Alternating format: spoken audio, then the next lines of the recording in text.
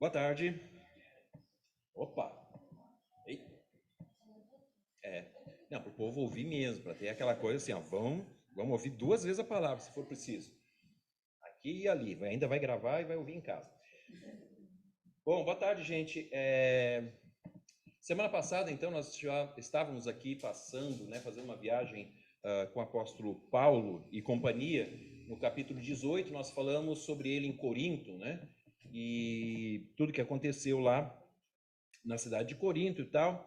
E o capítulo hoje é o capítulo 19. E uma coisa que eu vou dizer para vocês é que é uma tremenda, uma dificuldade para quem está aqui, né, que tem que pregar aqui. Eles dizem assim: ó, agora você vai pregar o capítulo 19. Aí tem 35 temas dentro desse capítulo aqui, você tem que escolher um tema, né? Ou então dois, não dá para pegar tudo, senão a gente fica aqui até a próxima eleição, né? Então vamos lá, capítulo 19, diz assim, ó, versículo 1.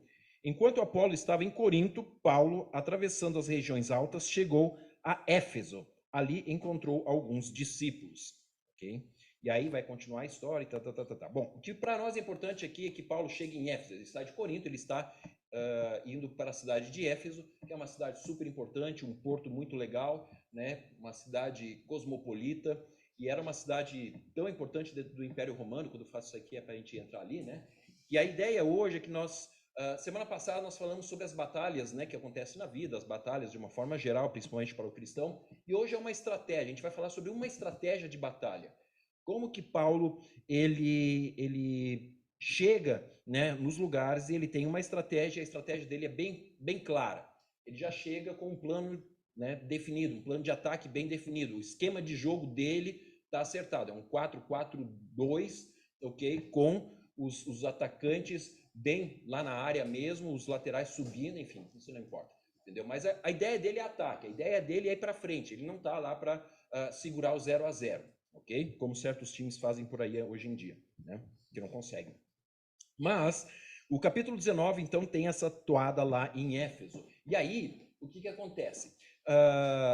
Uma das coisas que eu queria ver com vocês, para que a gente entenda o contexto dessa meditação, dessa pregação, desse estudo, como você queria chamar, em relação ao que a aliança é e o que ela prega e no que ela está alicerçada. A aliança está alicerçada em três princípios básicos. Okay? Os três princípios básicos da aliança estão aí. A aliança cristã missionária baseia em cima a sua vida, né, como denominação, em cima de missões, plantação de igreja, não de árvore, mas plantação de igrejas, tá? E educação. Esses são os três pontos que você vai ver que a aliança enfoca muito.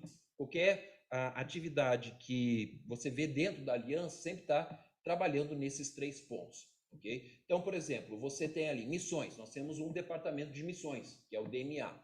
Vocês conhecem o DMA, promessa de fé e tudo mais, né? Então, tem a ver com missões.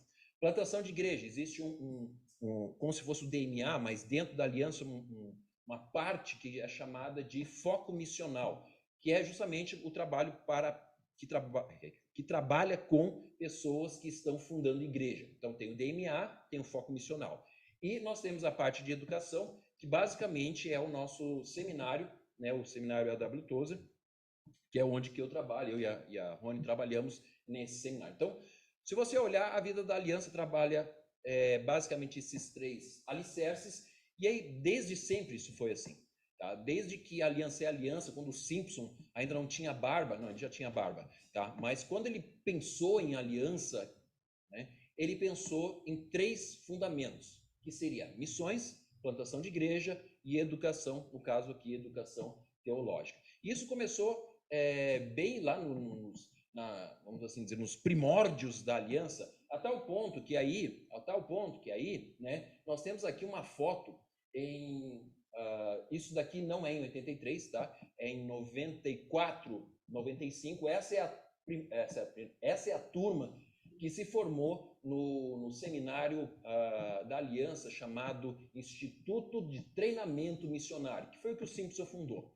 Mas esse instituto ele foi inaugurado em 83. Antes mesmo da Aliança existir, já existia o Instituto de Treinamento Missionário. Ou seja, quando a Aliança, como nós a conhecemos, ela inicia, já havia sido lançado, né, a base daquilo que Simpson acreditava ser importante e primordial, que é a questão da educação, especificamente da educação teológica. Se vocês olharem bem essa foto tem um pouquinho mais recente, né? O pessoal já está bem mais moderno ali, como vocês estão vendo, não é de 83, eles estão em 94 para 95.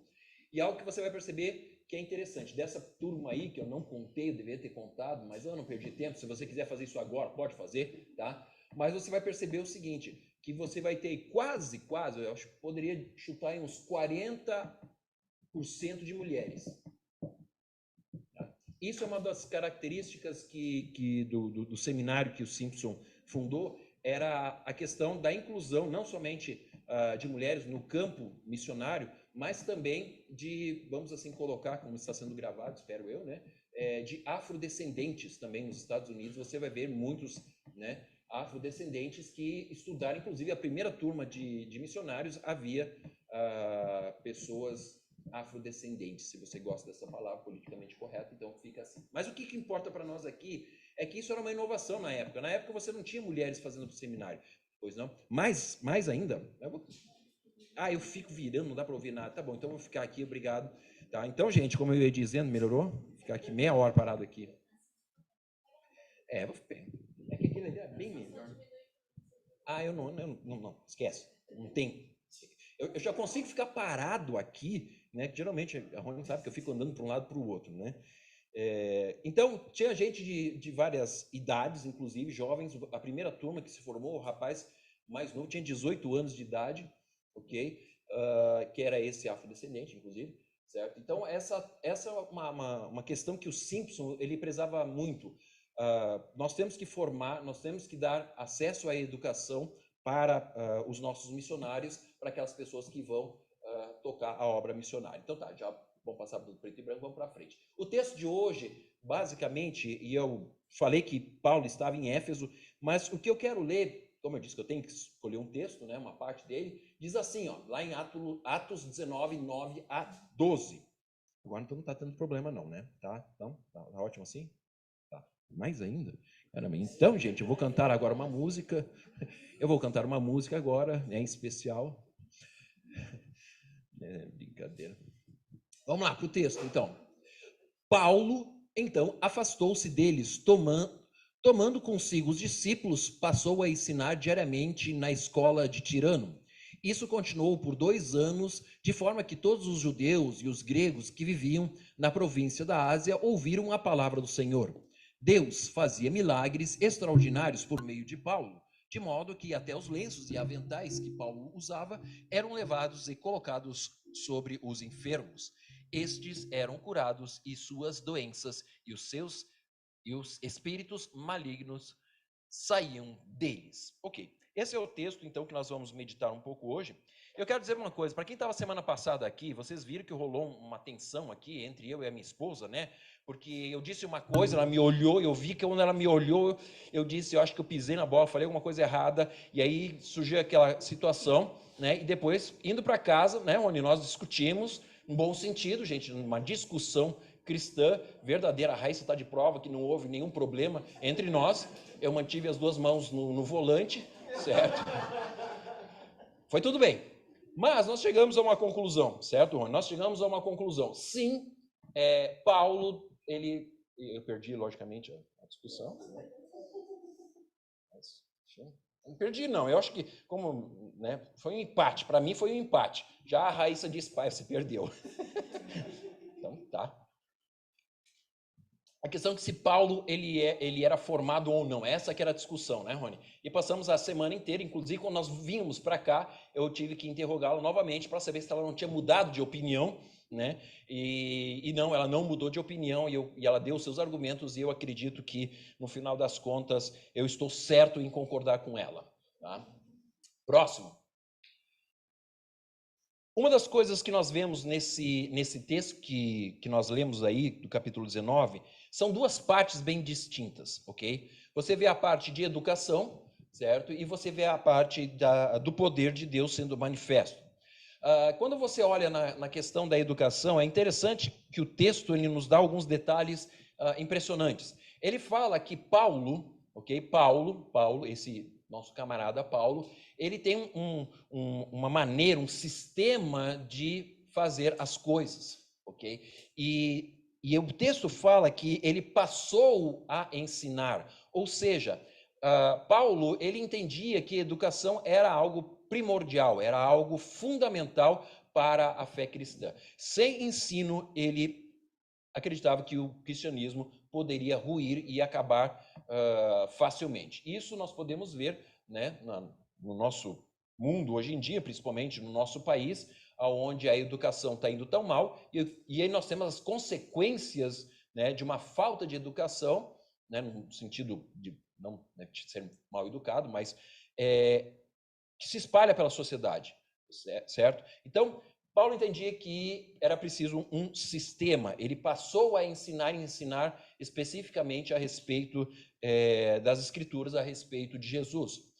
Uma das coisas que também nós vemos nesse texto é que havia um ensino regular e diz que era diariamente.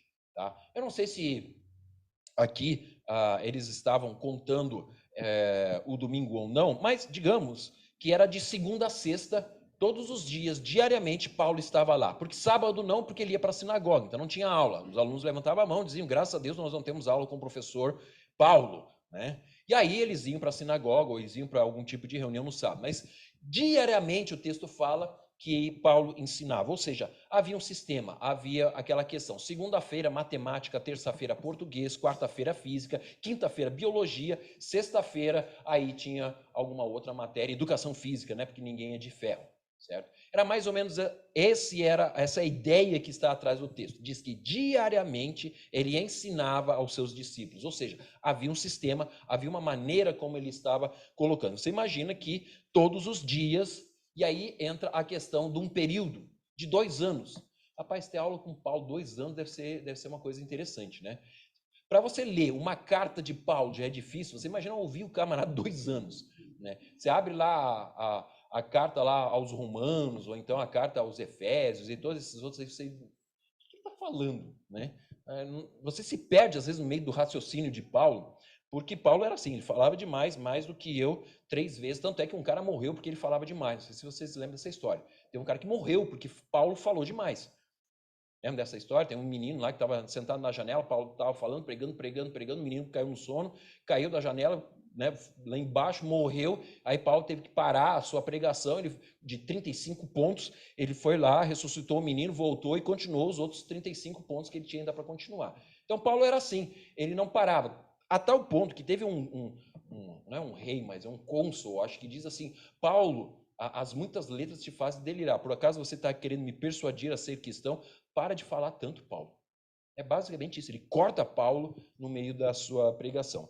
Em outros também você tem a questão de Atenas. Atenas, ele fala, e daqui a pouco os gregos mesmo, rapaz, cansamos. Sobre isso a gente fala depois. Vai descansar um pouquinho, vai tomar uma água, amanhã a gente continua ouvindo o que você tem para falar. Ou seja, Paulo, ele era um cara comunicativo, falava bastante. Durante 2 anos, diariamente, ele estava ensinando aquelas pessoas que estavam ali. E havia um ambiente. Esse ambiente é chamado a escola de Tirano, porque não tirano no sentido de uma pessoa tirana, né? Mas era o nome do cara que, sei lá, fundou a escola, certo? O dono da escola, o dono do lugar se chamava Tirano. Então era a escola de um tal de Tirano, por isso que se chama escola de Tirano, certo? Então essa escola era na cidade lá de Éfeso. Não se sabe exatamente se esse cara era convertido ou não, se o tirano era convertido ou não, né? Tem algumas hipóteses sobre isso. Também para nós o texto não fala, mas é fato que ele estava naquele local, alugado, de boa vontade, ou seja o que for, a gente não sabe. Existe uma nota de rodapé nos textos originais não, nos textos copiados, mas enfim, que diz que Paulo ele dava essas aulas, para vocês pasmem, né, das 11 da manhã até as 4 da tarde. Das 11 às, quanto é que você é? Às 16, são 5 horas, certo? 5 horas de aula ininterrupta. Então era um período, né, longo, diariamente, por 2 anos. Ou seja, esses caras estavam aprendendo muita coisa de Paulo, certo? E a abrangência era ele falava tanto para judeus quanto para gregos de toda a Ásia. Ou seja, o público que ele tinha lá era bem maior do que nós temos aqui. Tá? Então, talvez mais ou menos daquela foto que nós vimos antes ali do colégio lá do Simpson, talvez esse é o número ou mais. Porque o que nós vemos é que depois que Paulo termina esse período de educação teológica aprofundada, Mega Power Rangers para esses caras aí, o que acontece? Começam a ser fundadas igrejas em várias cidades ali ao redor. Tá? E dessas cidades, nós temos algumas que são mencionadas no Novo Testamento. Por exemplo, a igreja de Colossos. Né? Paulo não esteve em Colossos, certo? Mas é uma cidade que fica ali perto de Éfeso, e provavelmente quem fundou a igreja era um dos alunos de Paulo que estava lá, e depois Paulo ele pega e escreve uma carta aos Colossenses. Né? Depois ele escreve uma carta aos Efésios. Ou seja, Paulo, desse ministério de 2 anos, ele planta para depois poder colher um pouquinho mais para frente, 1 ano, 2 anos, 3 anos, 5 anos depois, quando as igrejas já estão, como é que se diz ainda? Florescendo, certo? Então, esse é o primeiro ministério relatado de Paulo.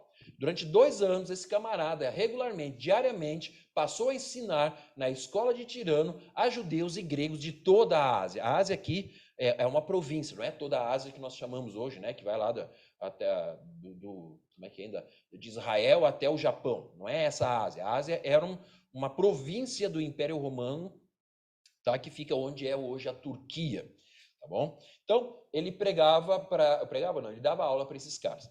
E para equilibrar a coisa, porque também, né, falar, pregar e tal, cansa o cara. Aí o que ele faz? Ele vai lá e começa a fazer alguns milagres, ele começa a expulsar demônio, essas coisas mais básicas, mais light, ele expulsa demônio, ele cura, ele pega os lencinhos e dá aventais para o pessoal é curado, essas coisas que qualquer um faz. Da aula, não, da aula era mais complicado, mas Paulo chegou um momento e disse, não, agora a gente vai começar aqui o ministério da cura, vamos abrir aqui o culto da cura, de expulsão de demônio, e ele expulsava demônio junto com os outros, inclusive alguns caras lá tentaram expulsar os demônios não deram um pau nos caras, os caras saíram inclusive pelados, né, tudo ensanguentado, porque os demônios disseram, olha, a gente conhece o Jesus, a gente conhece Paulo, mas a gente não sabe quem são, e aí eles deram, né, uma surra nesses caras lá. Ou seja, era um ministério bem ativo de Paulo. Paulo, ele estava nesse ministério de educação, por um lado, uma parte mais teórica, e uma parte mais prática, que era a manifestação do poder através dos milagres e dos exorcismos. Eu fico imaginando o cara, né, que é aluno nessa escola, chega lá e, professor, amanhã vai ter aula? Aí o Paulo diz assim, amanhã é sexta? Não, amanhã não tem aula. Ah, que bom, professor. Não, porque amanhã tem a prática. Entendeu? O estágio é amanhã, sexta-feira tem estágio. Ah, professor, o que a gente vai fazer? Não, a gente vai expulsar uns demônios ali, uns capeta que caíram ali, parece que tem umas coisas aí, tem um cara que morreu, que a gente está querendo ressuscitar, coisas básicas, né? Esse era o estágio, talvez, que esses caras vão fazer. A gente está brincando, mas é o seguinte, quando esses caras saem dessa escola, eles começam a fundar as igrejas com poder e autoridade. E é interessante como o cristianismo ele se espalha muito forte nessa época, justamente por causa da escola de Tirano, que era de Paulo, do tirano Paulo. Tá? Próximo. Agora, como é que é a questão da educação, né, dentro da cultura judaica? Porque Paulo, em vez de chegar lá e simplesmente só expulsar os demônios, que gera um monte de coisa, curar um monte de pessoas, por que ele se dedica a ensinar durante 2 anos esses camaradas? Porque isso faz parte do sistema educacional judaico. Não, estou olhando para ver se você concorda, porque acontece a mesma coisa semana passada, aí eu já corto e aí você pega o microfone e continua. Tá? Então, o sistema da cultura judaica pode ser definido como um sistema bem interessante. Eu quero rapidamente passar com vocês sobre isso. Okay? Como é que era o sistema? O sistema educacional judaico ele consistia basicamente de 3 níveis. E preste bem atenção nisso daqui, porque isso daqui é importante, porque vai mudar a sua vida. Não sei se para muito bom ou para excelente, mas entenda como é que era o sistema deles e aí você começa a entender algumas coisas que estão lá na Bíblia que a gente nunca prestou atenção, e eu particularmente nunca tinha prestado atenção até uma semana atrás. Se é que vocês me entendem o que aconteceu uma semana atrás. Então, o sistema, ele tinha, em primeiro lugar, o nível elementar. Tá? Esse nível elementar, ele era para crianças de 6 ou 7 anos até os 12 anos. Ou seja, em torno de 5 anos era o primeiro nível. É o que nós chamaríamos aqui uma espécie de, como é que se chama aqui? O primário é o Fundamental 1. Esse aqui é o Fundamental 1, certo? Então, as crianças iam para a sinagoga, geralmente, ou com algum líder lá. Eu estou olhando para você, né? E na cidade mesmo, onde elas estavam, por isso que existia a sinagoga, as crianças iam para lá para aprender a ler e escrever, mas especificamente ler a Torá, certo? E aqui um fato interessante é que para todos os meninos era obrigatório você estar na escola da sinagoga lá. Todos os meninos tinham que aprender. E as meninas? As meninas tinham a opção de aprender. Então, se a menina quisesse aprender, era aberto para elas irem estudar junto com os rapazes entre os 6 e 7, né? E os 12 anos, ok? Entenderam? Então, é um ensino fundamental. Você vai lá para aprender a ler, especificamente aprender a ler a Torá. O que é a Torá, Léo? A Torá são os 5 primeiros livros da Bíblia, tá? Gênesis, Êxodo, Levítico, Números e Deuteronômio. Esse é o Pentateuco. Então, as crianças iam para lá para aprender a ler e entender essa é a base do sistema educacional. Ok. Quando acabou esse período, quando a criança atingiu os 12 anos, quando terminou esses 5 anos de ensino, a criança podia parar, porque ela já sabia ler, ela já podia, ao menos, interpretar um pouco a lei. Ou seja, ela sabia as bases da fé judaica. Agora, se a criança ela quisesse aprender um pouco mais, se ela quisesse avançar nos seus estudos, e principalmente, preste atenção nisso daqui, que isso aqui é importante, principalmente, se a criança se destacasse, então a família era convidada a fazer com que a criança continuasse os seus estudos. Preste atenção nisso. Aos 12 anos, quando uma criança se destacava, certo, nos estudos, os pais eram convidados pela comunidade, pelo rabino, ou seja, por quem for lá, né? O seu filho está indo muito bem e tal, nós gostaríamos que ele continuasse os seus estudos com uma espécie de... isso aqui seria um segundo grau, ou um segundo grau não, como é que é? Ensino médio, vamos assim colocar, né? Então, seria uma espécie de ensino médio.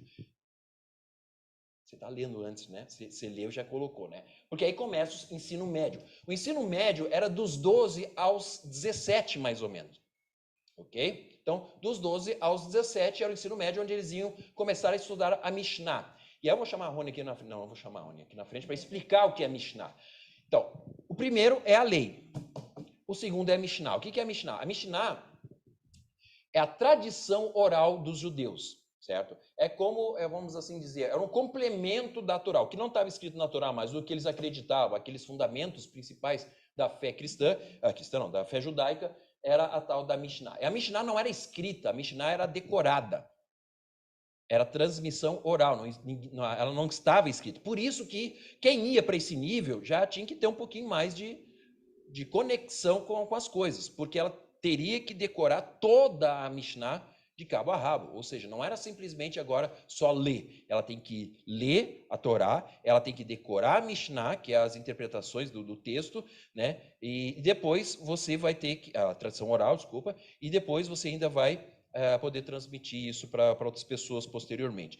Quando Jesus ele critica os fariseus, lembra quando Jesus ele dá umas criticadas nos fariseus, que me dá um exemplo agora, Rony, rapidamente, é o do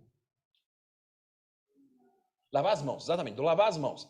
O lavar as mãos era parte da Mishnah, de como eles interpretavam a lei. Tá? Ou seja, não é a lei. Jesus não estava criticando a lei da Torá. Jesus estava criticando como eles estavam interpretando essa tradição oral. Tá? Então, era um outro nível. Não era somente, essa é o que está escrito aqui. Não é o que está escrito aqui. Era o que está escrito aqui, mais o que o John MacArthur, o Lealdo, o Jurandir interpretaram. Então, é esse tipo de coisa que eles tinham que aprender. O que os outros estavam dizendo, mais a tradição oral e etc. Tá? Então, o estudo da Mishnah era dos 12 até os 17. Se 1.000 crianças entravam na escola primária, mais ou menos 100 chegavam nesse outro, ou seja, havia uma bela de uma peneira aqui, certo? E aí, acabou, você ia para o terceiro nível, que é o nível avançado. Esse era o nível da academia, era o nível onde você se sentava com os rabinos, e aí você discutia com os rabinos, conversava com eles sobre as interpretações do que o Abraão, não sei das quantas, falou, o que o Jacó, não sei bem, Yaakov falou. Eles iam para esse lado mais da interpretação, ou seja, é um nível mais avançado. Isso daqui seria uma espécie de mestrado / doutorado hoje em dia. Tá? Mais ou menos para vocês entenderem. O primeiro é o fundamental, o outro é ensino médio, né? E esse daqui já é um mestrado para doutorado. E isso podia levar o tempo que quisesse. Geralmente era até casar. Quando o cara casava ali, meio que. Aí sabe como é que é, né? Casou, acabou, né? Agora só tem mais futebol e o resto tu tem que deixar fora. E o que acontece? Esse cara, ele começa a trabalhar e viver a sua vida, enfim. Mas poderia viver a vida inteira estudando. Então não tinha um tempo final. Como as outras você tem os limites ali de idade, essa daqui podia ser até o último dia de vida dele.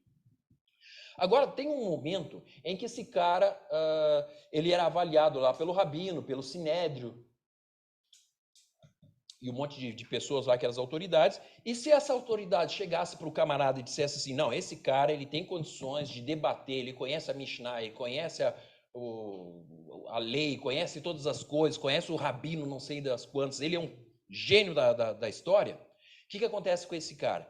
Para esse cara, para esse cidadão, a ele era dado a autoridade agora de ensinar a Torá nas sinagogas, de ter, qual pode colocar, apto para ensinar qualquer pessoa, ou né, um grupo qualquer, e também ele estava apto para ter discípulos. Somente quando ele recebesse a autorização de alguém, né, lá de cima, do sinédrio, dos rabinos, os maiorais, aí ele podia ensinar e ter discípulos.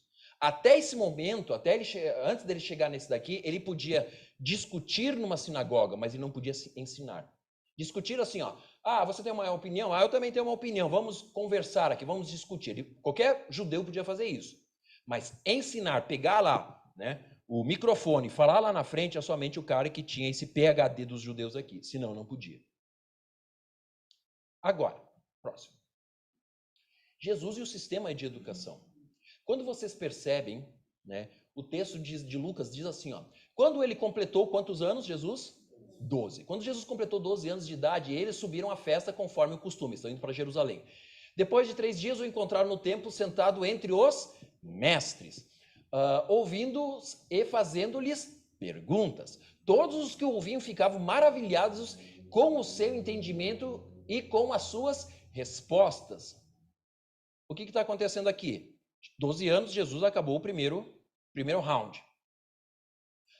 E é interessante que Lucas, ele marca isso, ele diz aos 12 anos. Por quê? Porque ele está dizendo, Jesus chegou lá e conversou com os caras disseram, rapaz, que moleque é esse? O doido, meu, nem eu sabia disso. Parece o Leal falando com a Rony, não sabia disso, agora aprendeu? Que isso, rapaz? Né? Então, e aí o texto conclui, no final do capítulo, diz assim, ó, Jesus ia crescendo em sabedoria. Alguns dizem, mas ele era filho de Deus, sabia tudo. Não, diz que ele crescia em sabedoria, ou seja, crescendo aqui, ó. Tá? Estatura e graça diante de Deus e dos homens. Interessante isso. Jesus completou 12 anos e ele foi, né, vamos assim dizer, os caras disseram, pô, isso aí é bom, vamos colocar ele para frente, vamos fazer ele, né, subir. É interessante que a partir daí você não vê mais Jesus, né, até os 30 anos. Ok, então presta atenção nisso aí. Agora, próximo, vai. 3 textos que eu quero trazer para vocês. Diz assim, ó. Mas vocês, Jesus falando, mas vocês não devem ser chamados rabi. Rabi é mestre, tá? O rabi era o cara que tinha passado o último nível. Era aquele que era o maioral, grandão. Super Mega Power Rangers. Então, diz assim, mas vocês não devem ser chamados rabis. Um só é o mestre de vocês, e todos vocês são irmãos. Só tem um aqui que tem o diploma. Vocês não têm diploma, não. Então não começa com essa historinha aqui, porque eu sou mestre. Não, vocês não são mestre. Mestre sou eu. Então isso me dá a entender o quê? Que Jesus passou pelo terceiro nível. Aos 30 anos, Jesus estava formado no terceiro nível. A tal ponto que depois vocês vão ali, voltando-se, é um outro texto, voltando-se e vendo Jesus que os dois seguiam, né? No caso aqui, os dois discípulos, perguntou-lhes, o que vocês querem? Eles disseram, mestre, onde estás hospedado? 3, versículo de Mateus 22. Mestre, qual é o maior mandamento da lei? Quero dizer uma coisa para vocês, uma coisa que eu não sabia, que eu sempre, né, a gente sempre pensa coisa errada. Pensava assim, era tipo assim, o doutor, chega aqui. O mestre, chega aqui. Um judeu, para ele chamar alguém de mestre, esse cara tinha que ter diploma. Se ele não tivesse, se não fosse reconhecido pelos rabinos, pelo sinédrio, por gente alta, ele não poderia ser chamado de mestre. E é interessante que tanto os discípulos quanto até mesmo os opositores de Jesus chamam ele de mestre. Especificamente a palavra técnica rabi. Rabi era aquele que podia ensinar. É interessante que Jesus, quando ele se forma, né, provavelmente ali nos 30 anos, ele foi fazer o retiro dele, ele é batizado, mas enfim, isso é outra história.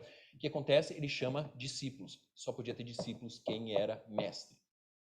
Ok? Então, Jesus ele está dentro de um sistema educacional muito forte e muito rígido dos judeus. Próximo.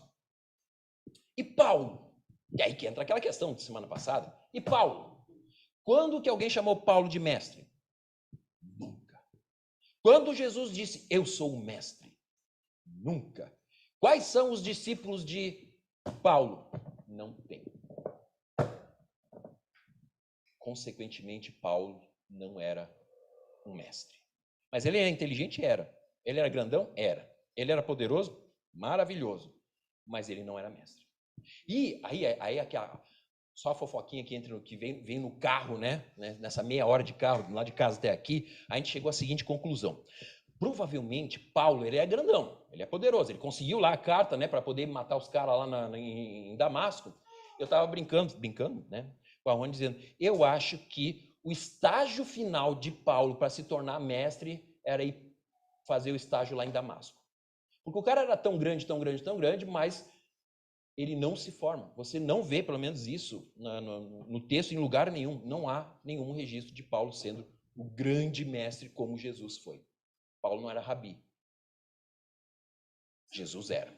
Okay? Então você vê essa questão, porque ele não tem discípulo e ele não ensina. E aqui é uma coisa interessante que a Rony falou. Na sinagoga sempre é dito que Paulo debatia com as pessoas e não ensinava. Vocês querem ver um outro sinal de que Jesus era mestre? Quando Jesus ele chega em Nazaré, ele vai lá na sinagoga da cidade dele, a primeira vez quando ele começou o ministério, depois de ter sido batizado por João Batista, recebido o Espírito, né? Lá em João capítulo 1 e 2. Quando ele chega em Nazaré, o que acontece? Ele vai na sinagoga e o que os caras fazem?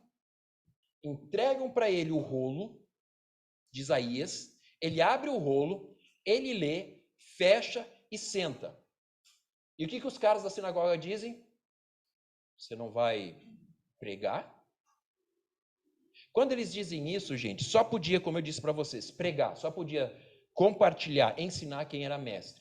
Isso significa dizer que Jesus estava sendo reconhecido pelo pessoal ali como um formado, um mestre. Ele era um rabino, nesse sentido da formação. Já Paulo, você não vê isso. Paulo estudou aos pés de Gamaliel, mas não se formou. Sabe aquele cara que estudou junto aos melhores professores, mas nunca se formou? Parece que é Paulo. E eu sempre digo, acho que Paulo, quando ele estava indo para Damasco, era talvez o último momento onde que ele poderia ser, enfim, né, laureado, mas ele não foi. Outra coisa interessante que Paulo, quando ele, lá no capítulo 7 de Atos, é dito que as vestes de Estevão foram colocadas aos pés de quem? De um jovem chamado Paulo, ou Saulo, no caso, né? Ou seja, ele era apenas um jovem naquela época. Ele não era formado ainda, porque senão ele poderia ter dito aos pés do mestre, aos pés do grande Paulo. Não, não foi. Próximo. Qual é a premissa que nós entendemos das Escrituras? Que conhecer a Deus é conhecer a palavra, e nós temos que estudar. Não importa, Jesus estudou. Se Jesus estudou, também tem que estudar. Desculpa, você não, mas eu estou ali e tal, né? Levanta a mão, vou no domingo, canto, pega o microfone, falo, né? Tal. Jesus estudou. E aí, Paulo estudou e tantos outros estudaram, e para conhecer essa palavra, que é interessante, me vem à mente agora que Jesus responde ao diabo lá na tentação com 3 versículos de Deuteronômio que ele sabia decor, porque era função deles saberem a palavra decor do discípulo. Próximo. Causas e consequências, quando nós vemos nesse texto aqui, do que Paulo faz, ele faz um aprofundamento da palavra com aqueles irmãos lá em Éfeso. Ele traz o amadurecimento, a tal ponto, como eu disse para vocês, que a igreja vai crescer e a igreja vai se expandir lá na região da Ásia. E aí, né, temos algumas coisas, mas vamos passar por aí depois. E eu quero fazer uma conclusão verde e amarela com vocês. É por isso que, nessa conclusão, eu quero falar para vocês que nós temos como aliança uma vocação toda nossa, que tem a ver com a educação. A aliança se preocupou sempre com a educação. Algumas outras denominações, alguns outros grupos não se preocuparam e eles acabaram pagando o preço por isso. É por isso que nós temos a Rony dando aula aqui, é por isso que nós temos o trabalho com as crianças, é por isso que nós temos um seminário, porque para nós a educação é fundamental, como era para Paulo e como era para Jesus. Negligenciar isso é negligenciar o crescimento espiritual que você pode ter. Então, semana que vem, eu gostaria que vocês estivessem assistindo a aula da Rony, só que ela não vai estar aqui. Já vou dando furo de reportagem, né, Rony? Ela não estará aqui. Semana que vem, eu e a Rony estaremos no aniversário da Igreja Aliança lá de Taubaté. Então, vamos passar o dia inteiro lá, porque vai ser uma festa. Não, porque eu tenho que dar aula para o pessoal e da noite tem um culto. Ok? Então, nós não estaremos aqui, porque não dá tempo de chegar aqui, a não ser que a gente esteja como Estevão, né, que foi teletransportado. Estevão não, o Felipe, que foi teletransportado, senão não vai dar. Tá? Então, gente, nós temos uma vocação. Isso é a aliança. A aliança é uma denominação que se preocupa com educação. Por quê? Porque nós entendemos que sem isso nós não vamos conseguir avançar com o evangelho. Nós não vamos conseguir educar a próxima geração. Nós não vamos conseguir avançar, como nós vemos o exemplo aqui de Paulo. E agora nós terminamos com essa tela maravilhosa, o melhor de todos os slides. Educação é parte da vida cristã. Maior exemplo, o próprio Senhor Jesus Cristo. Segundo exemplo, Paulo. Os outros exemplos, todos os grandes cristãos da história foram pessoas que estudaram. Quem não estudou continuou sendo cristão? Continuou, mas também menos fez do que aqueles que estudaram. Não que estudo seja tudo. Tinha a manifestação do poder, mas também tinha a questão do ensino. Vamos orar. Obrigado, Pai, por esse tempo, obrigado pelo tempo que o Senhor nos deu. Te agradecemos, Senhor, porque cada vez mais nós temos a certeza de que o Senhor tem direcionado as nossas vidas e a nossa igreja. Peço que o Senhor sempre nos dê condições, Senhor, de estarmos aprendendo, dê-nos capacidade, nos dê o Teu Espírito, discernimento, Pai, para que possamos aprender mais de Ti e da Tua palavra. Quero que o Senhor, pedir para o Senhor dar também alegria aos nossos corações, para cada vez mais buscarmos, Senhor, o entendimento, cada vez mais buscarmos, Senhor, o conhecimento verdadeiro que provém somente de Ti. Abençoe, Senhor, a cada professor, como nós já temos orado, abençoe cada aluno, cada criança, cada um, Pai, que tem aprendido, Senhor, da Tua palavra através da vida de outras pessoas. Cuida, Senhor, eu te peço durante essa semana que possamos também, Pai, crescer nesse conhecimento em nome de Cristo Jesus, para a Tua honra e glória. Amém, Senhor.